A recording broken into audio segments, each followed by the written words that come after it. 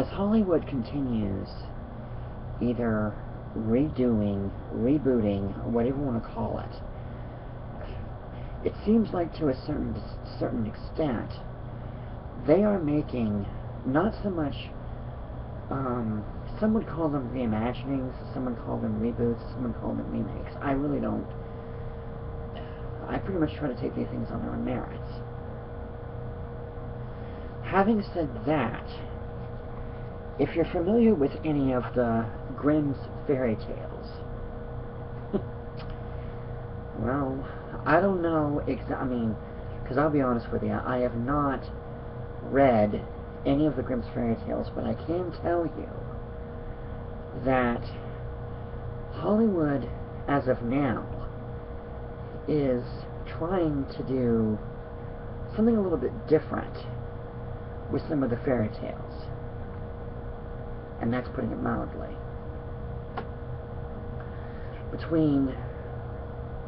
And this one I did also manage to see in theaters. And yes, it is Hansel and Gretel Witch Hunters. Now, we've got Gemma Atherton and Jeremy Renner as the two title characters. Now, for those who are familiar with the Grimm's fairy tale, this one seems to start off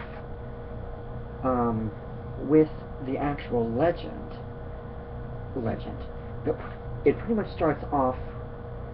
It starts off pretty much right after the storyline, where the storyline ends in the fairy tale, and then it continues into their adult life. The special effects, well, depends on your point of view, I guess. The special effects, to me, they weren't awful, but they could have been better, I suppose. And on that note, I thought, I don't know why everyone seems to have such a problem with this, but when it comes to computer-generated special effects, sometimes it works and sometimes it doesn't. It just depends on what you're doing. Now, if you're doing a fantasy movie, you need to remember, fantasy movies generally are meant to be fantasy for a reason. So special effects in those kinds of movies, to me, whether it looks convincing or not, I hate to put it this way, why should that matter? How are you supposed to know what you're dealing with when you're watching a fantasy movie anyway? And yes, this does include dragon movies,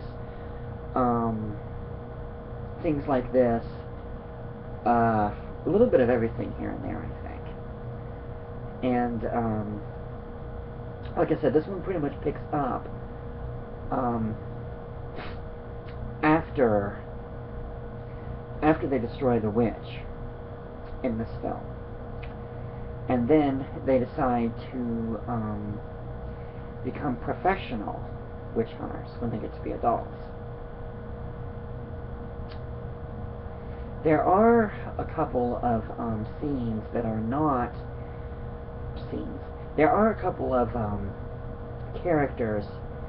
There's a very, I didn't even know this particular actor was this particular character until watching it a couple more times on Blu-ray. The actress's name is Famke Jensen, and she plays the primary witch. It kind of has a you might say she kind of has a vendetta against Hansel and Gretel and their family. That's all the further I want to go with that. Let's just say she has an interesting purpose throughout this movie, which is not really seen until halfway through it. She is seen a few times leading up to when she reveals her connection to Hansel and Gretel. But and there's some scenes involving some of the spells that the witches use that they kind of depending on how strong your stomach is, you may, all I can tell you is you may not want to eat before watching this movie. Because there are some scenes that are, I don't want to say they'll make you nauseous, because they might. But if you're thinking about watching this one before eating, or actually you may want to watch this one, yeah, you may want to watch this one before you eat. Because there are some scenes in this movie that can be somewhat nauseating. Other than that, I mean, the special effects, like I said, when it comes to modern day digital effects and all that stuff, sometimes you need to have computer-generated special effects. Not to make it more convincing, but at least, I don't know.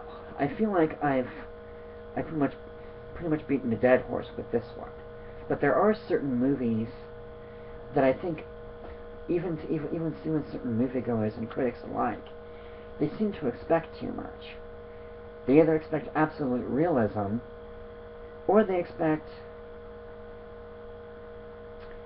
even when the movie is clearly not supposed to be realistic, and yet they're still looking for plausibility. I don't know why. I really, really don't. So, and it seems like whenever a movie is,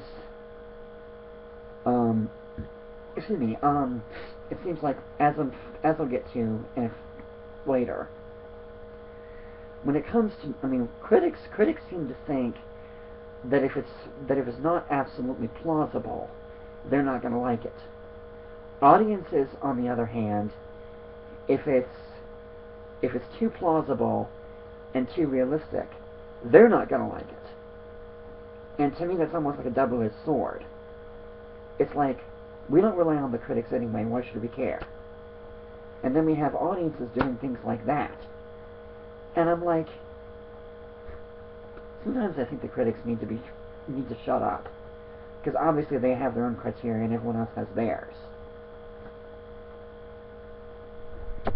So, on